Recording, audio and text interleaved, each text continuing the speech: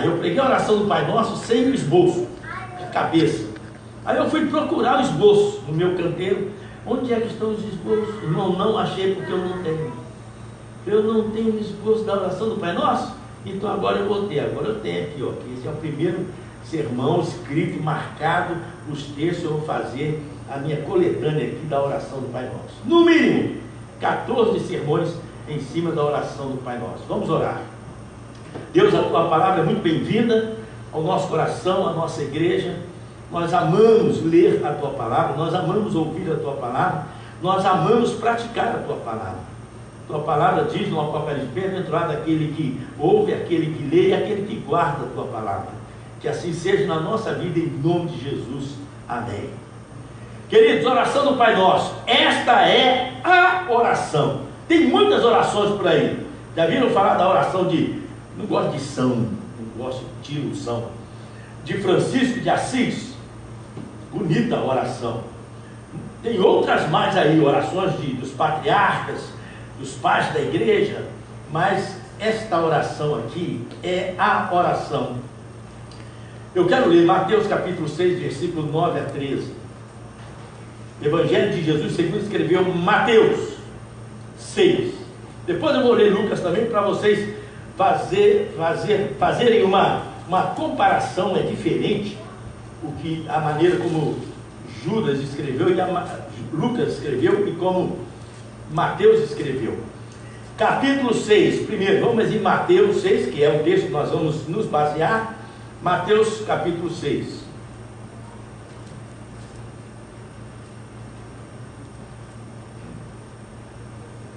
Vamos começar no 5. 6:5. E quando vocês orarem, não sejam como os hipócritas. Eles gostam de ficar orando em pé nas sinagogas e nas esquinas, a fim de serem vistos pelos homens, pelos outros. Eu lhes asseguro que eles já receberam a sua plena recompensa. Mas quando você orar, vá para o seu quarto, feche a porta e ore a seu pai que está em secreto. Então seu pai que vê em secreto o recompensará. E quando orarem, não fiquem sempre repetindo a mesma coisa, como fazem os pagãos. Eles pensam que por muito falarem serão ouvidos. Não sejam iguais a eles, porque o seu pai sabe do que vocês precisam antes mesmo de o pedirem. Vocês orem assim: Pai nosso que está nos céus. Vamos lá comigo? Orem junto, vamos lá. Pai nosso que está nos céus, santificado seja o teu nome. Venha o teu reino, seja feita a tua vontade, assim na terra como no céu. Dá-nos hoje o nosso pão de cada dia. Perdoa as nossas dívidas, assim como perdoamos aos nossos devedores. E não nos deixes cair em tentação, mas livra-nos do mal, porque teu é o reino, o poder e a glória para sempre. Amém. Bonito, bonito. Agora veja a diferença em Lucas. Lucas capítulo 11.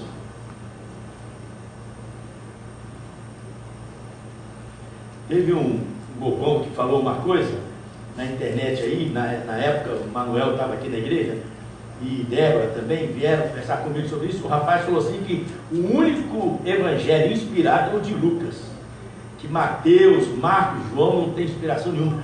Para o cara falar um negócio desse, eu falo, é digno do fogo do inferno. Está brincando com coisa séria. A palavra de Deus toda ela é inspirada por Deus. Falar que Lucas é o único livro. Eu falei, Jesus amado. Isso porque ele estava defendendo uma tese aí de Macron.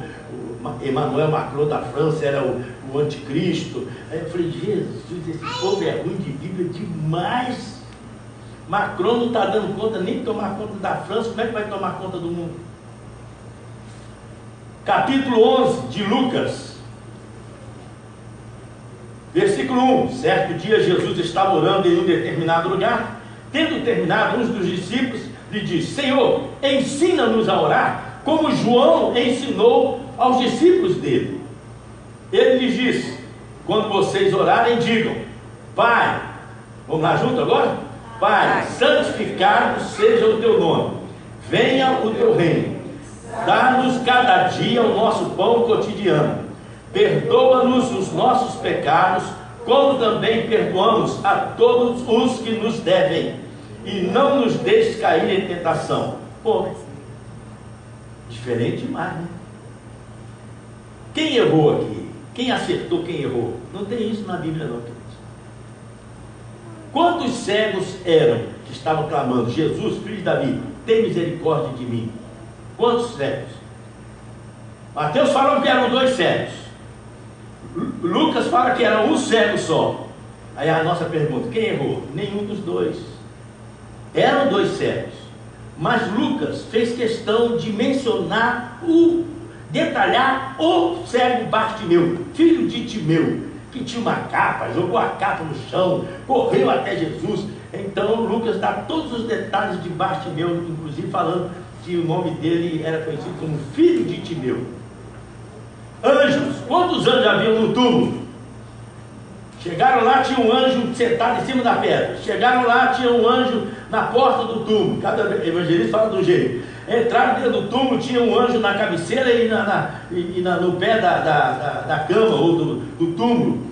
Quantos anjos? Apareceu para Maria Madalena, apareceu um anjo. Quantos anjos tinha no túmulo quando Jesus ressuscitou? Vocês sabem?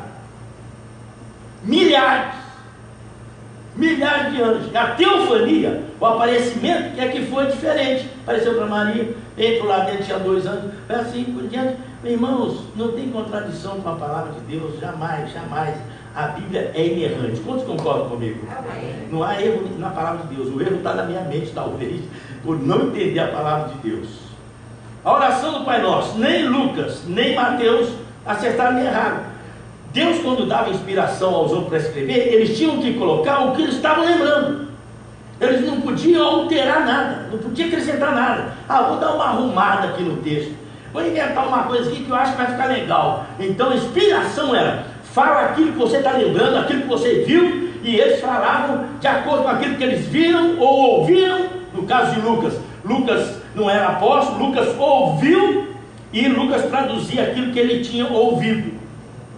Aí Mateus era apóstolo, Mateus era mais detalhado na oração do Pai Nosso, porque ouviu Jesus falar e recitar a oração do Pai Nosso. Essa é a oração, é completa.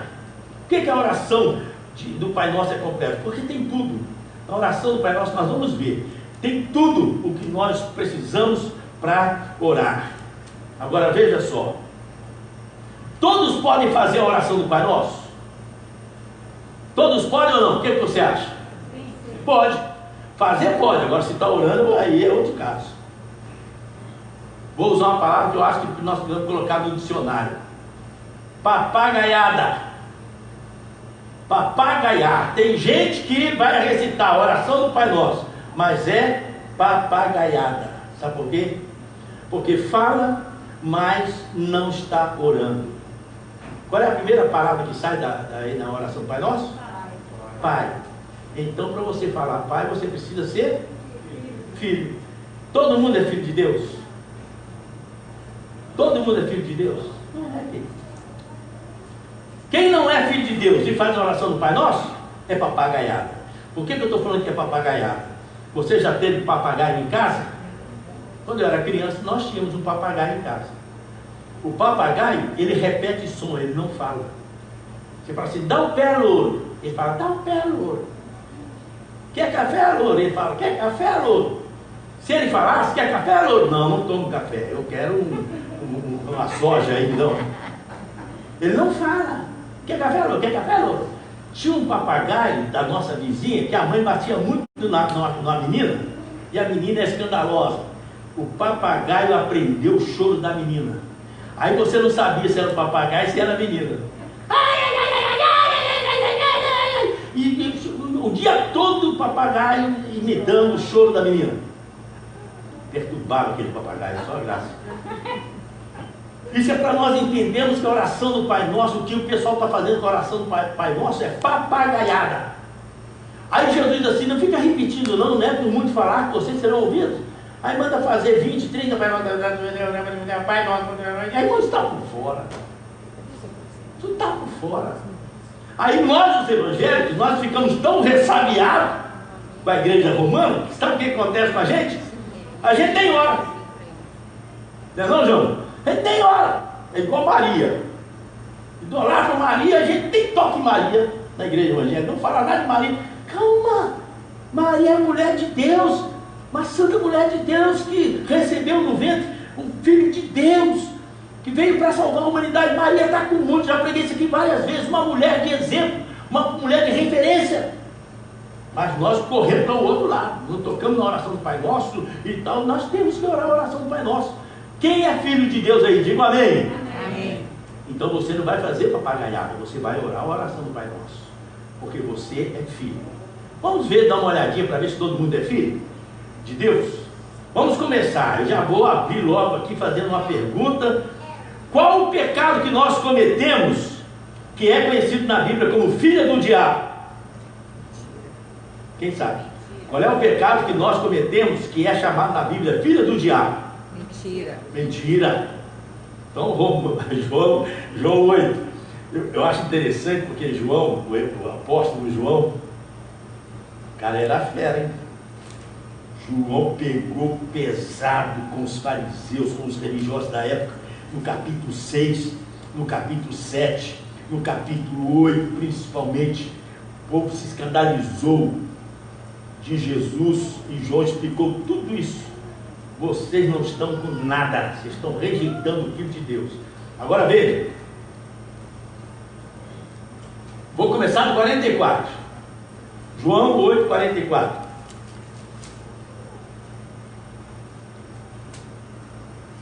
Quem achou? Diga amém. Amém. Vocês pertencem ao pai de vocês, que é? Vocês pertencem ao pai de vocês, que é? O diabo. O diabo. Não tem brincadeira com o Senhor Jesus e querem realizar o desejo dele. O diabo foi homicida desde o princípio e não se apegou à verdade, pois não há verdade nele. Quando mente, fala da sua própria língua, pois é mentiroso e pai da mentira. No entanto, vocês não creem em mim, porque lhes digo a verdade. Qual de vocês pode me acusar de algum pecado? Se eu estou falando a verdade, por que vocês não creem em mim? Aquele que pertence a Deus ouve o que Deus diz. Vocês não ouvem, porque vocês não pertencem a Deus. Jesus está deixando claro que existe filhos de Deus e filhos do diabo. Nós queremos passar a mão na cabeça de todo mundo. Não, está todo mundo, a religião é boa, toda religião é boa, todo mundo, não, é religioso, é bonzinho. Irmãos, é bonzinho, mas não é para o inferno. É bonzinho, mas é filho do diabo. E não existe meio termo. Ou você é nascido de novo, é crente em Jesus, ou você é filho do diabo. Não existe meio termo. Então começamos aí, já forte, né? Filhos do diabo. Como eu disse, João pega forte. Primeira de João, vamos para a carta agora. João escreveu o Evangelho, João escreveu essas 3 cartas e João escreveu o Apocalipse. Era. Primeira de João, capítulo 3. O que diz aí no versículo 8? 8. Aquele que pratica o pecado é do diabo. Primeira de João 3, 8. Todo mundo achou? Aquele que pratica o pecado é do diabo, porque o diabo vem pecando desde o princípio. Por isso o Filho de Deus se manifestou para destruir as obras do diabo. Todo aquele que é nascido de Deus não pratica o pecado, porque a semente de Deus permanece nele. Ele não pode estar no pecado, porque é nascido de Deus. Estar no pecado e viver pecando, porque o pecado domina o pecado, toma conta da vida dessa pessoa. Olha o versículo 10, o que diz aí? Desta forma, sabemos quem são os filhos de Deus e existe distinção. Dessa forma nós sabemos quem é filho de Deus e quem é filho do diabo. Infelizmente, sinto muito. Se não nasceu de novo, se não tem uma vida nova, é filho do diabo. seja pai, mãe, irmão, parente, amigo, pode ser bonzinho, pode lavar o carro no sábado certinho, pode dar esmola, pode fazer o que for. Se não nasceu de novo, se não é uma nova criatura, infelizmente, é filho do capeta, filho do diabo. Jesus amado, desta forma sabemos quem são os filhos de Deus e quem são os filhos do diabo. Quem não pratica a justiça não procede de Deus, tampouco quem não ama seu irmão é filho do diabo. Vocês acham mensagem dessa dura? Não é dura não, porque é da palavra, queridos. Eu não estou criando nada, eu não estou inventando nada. Agora, como o Igor estava mostrando sobre o Caifás, falando e mandou para mim, eu gostei muito. Por que não se prega mais sobre a volta de Jesus nas igrejas? Porque substituiu a volta de Jesus por prosperidade, viver feliz hoje aqui na terra. Você vai ficar rico, você é filho do rei, você vai ter tudo. Aí não precisa pregar a volta de Jesus para ser feliz no futuro, não. Você é feliz aqui. E eu gosto de falar sobre a volta de Jesus, porque eu não me conformo com esse mundo de jeito nenhum. Então está claro aí, filho de Deus, filho do diabo, a distinção é feita aqui nesses textos, nem precisa ler mais. A minha pergunta agora é: qual é o processo para a pessoa nascer de novo, para a pessoa ser filho de Deus? Qual é o processo? João, vamos lá, eu estou grudado em João nessa mensagem. Evangelho de João, capítulo 1. Vai lá, 1. João 1, 11. Evangelho de Jesus, segundo escreveu o apóstolo João, capítulo 1, versículo 11. Veio para o que era seu, mas os seus não o receberam. Falando de Jesus. Contudo, aleluia por esse texto. Contudo, aos que o receberam, aos que creram em seu nome, deu-lhes o direito de se tornarem filhos de Deus. Qual é o processo para eu ser filho de Deus? Crer e receber. Oh, igreja abençoada. Eu sou filho de Deus se eu recebo Jesus. Eu estou anunciando Jesus. Se quer aceitar Jesus, quer aceitar Jesus. Se a pessoa abre o coração e diz: Jesus, entra na minha vida e crê no nome dele. Eu creio agora no nome de Jesus e eu recebo Jesus na minha vida. Meus queridos, aí Deus fala assim: você entrou agora na família de Deus. Você agora faz parte como filho de Deus. Uma vez eu estava saindo de Santa Luzia, eu pastoreava Santa Luzia. Para quem conhece Belo Horizonte, a grande BH, sabe do que eu estou falando. 1 hora de Belo Horizonte fica a cidade de Santa Luzia. E meus pais moravam em Belo Horizonte, meus irmãos também. Então a gente pegava um ônibus em Santa Luzia, descia numa parada de ônibus no centro da cidade, atravessava a cidade e para o outro lado pegar um outro ônibus para ir para o bairro onde meus pais moravam. Eu estava com aquele pequenininho no colo. Eu lembro quando eu cheguei na Praça 7, para quem morou em Belo Horizonte sabe do que eu estou falando. Praça 7, cheia de gente. O Hare Krishna, aqueles carequinhos, aquela roupa meio cor-de-rosa. Hare Krishna distribuindo folheto, evangelizando o povo na rua. E ele chegou para mim e me deu um folheto. Aqui para você. Eu segurei o folheto. Eu falei: cara, eu vou pegar esse folheto seu. Eu vou ler. Mas antes eu quero falar uma coisa para você. Você precisa crer no Filho de Deus para você se tornar filho de Deus. Ele diz assim: todos nós somos filhos de Deus. Eu falei: você falou uma coisa certa. Só que em João capítulo 3, 16 diz o seguinte: porque Deus amou o mundo de tal maneira que deu o seu Filho unigênito, para que todo aquele que nele crê não pereça, mas tenha vida eterna. Você sabe o que é unigênito? Cristo ficou com o olho arregalado. Unigênito quer dizer: Jesus é o único Filho autêntico de Deus, é o único. Todos nós somos filhos de Deus. Eu falei: eu sou filho de Deus. Você não, eu sou. Eu falei: eu sou filho de Deus adotado. Por intermédio de Jesus eu entrei na família de Deus. Jesus é o unigênito. Irmãos, enquanto eu estou falando isso, pregando para o cara, juntou mais de 40, 50 pessoas ao redor. Aí eu comecei a pregar. Já que eu estou pregando, vou pregar para essa turma toda aqui. Comecei a falar. Aí sabe o que o pessoal dizia? O baixinho aí não é mole não. O baixinho sabe muito. Porque o Hare Krishna ficou caladinho, não abriu a boca para falar mais nada. O que a Bíblia está deixando claro é isso que eu estou falando.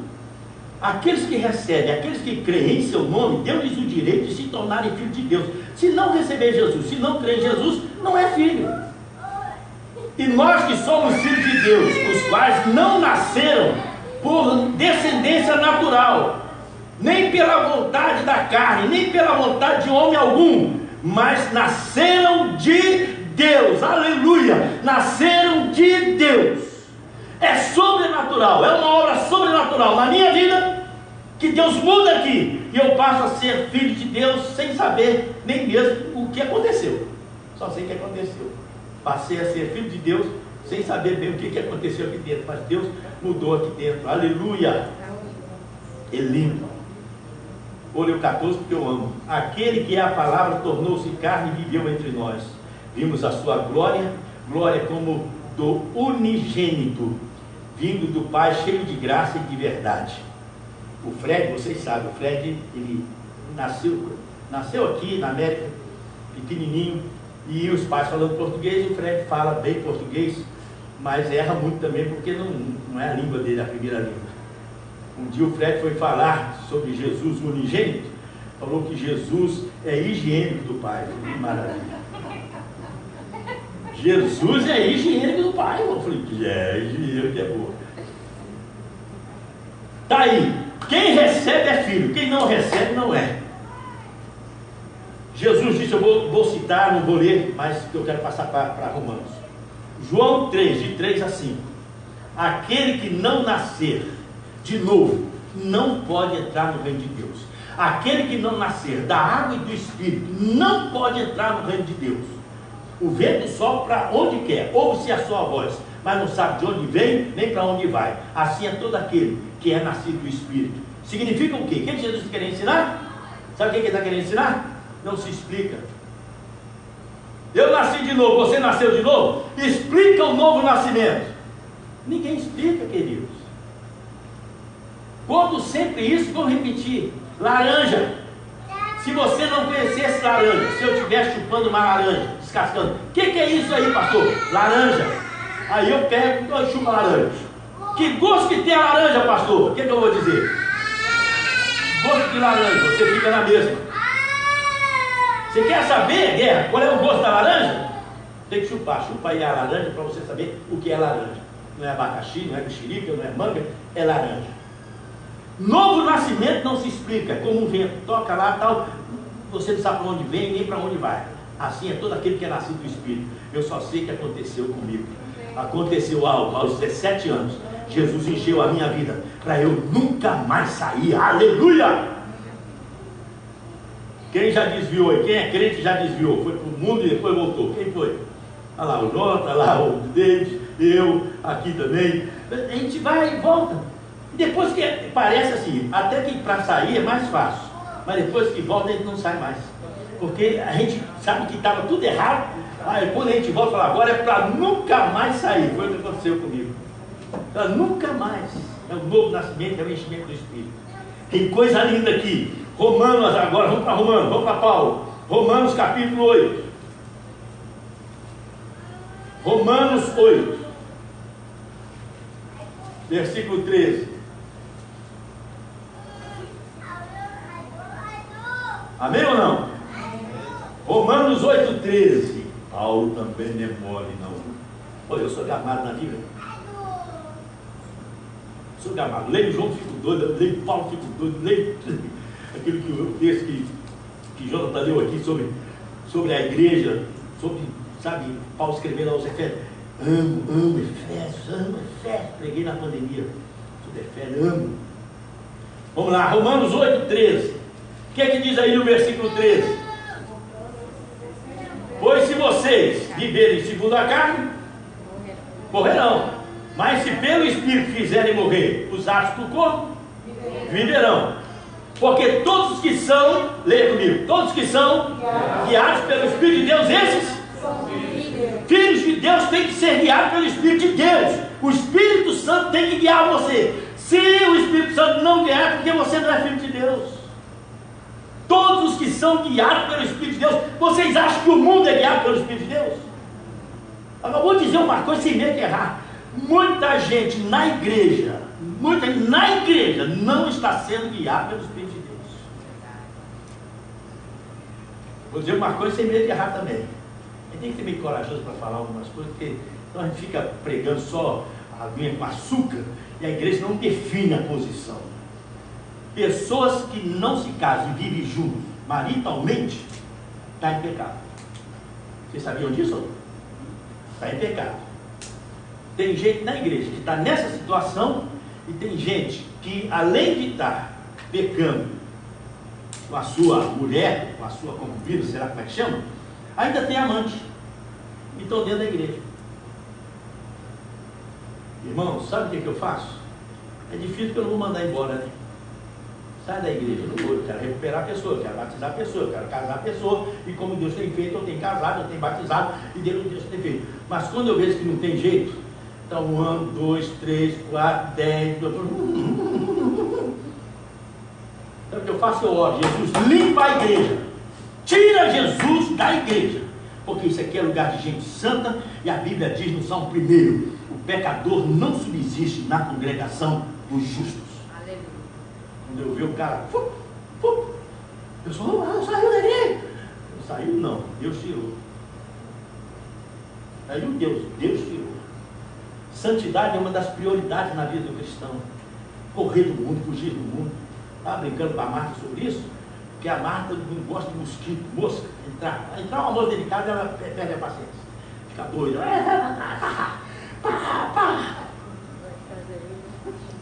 Falei, que coisa tremenda, um mosquito. Eu falei, se todo mundo tivesse ódio, raiva de mosquito, como a Marta tem, nós tivéssemos raiva do pecado, como a Marta tem, ninguém pecaria. Fugir do pecado, não gostar do pecado, odiar o pecado. Correr, José correu, fugiu. Sabe, nós temos que detestar o pecado, odiar o pecado, irmão. Aí nós somos guiados pelo Espírito de Deus, a gente foge do pecado. Agora, a igreja está vivendo assim uma fase de indiferentismo. O mundo é a mesma coisa, ele vai lá, vai pro clube, vai para onde, não sei aonde, dança, rola, vai, faz tudo, e vem para a igreja, glória a Deus. Oh Jesus, tem misericórdia. Deus, obrigado por tua palavra. Obrigado, Senhor, pela oração do Pai Nosso, que está nos levando a ter uma profundidade maior com a tua palavra e com essa oração. Continue abençoando o teu povo e continue falando ao nosso coração. Que assim seja em nome de Jesus. Amém.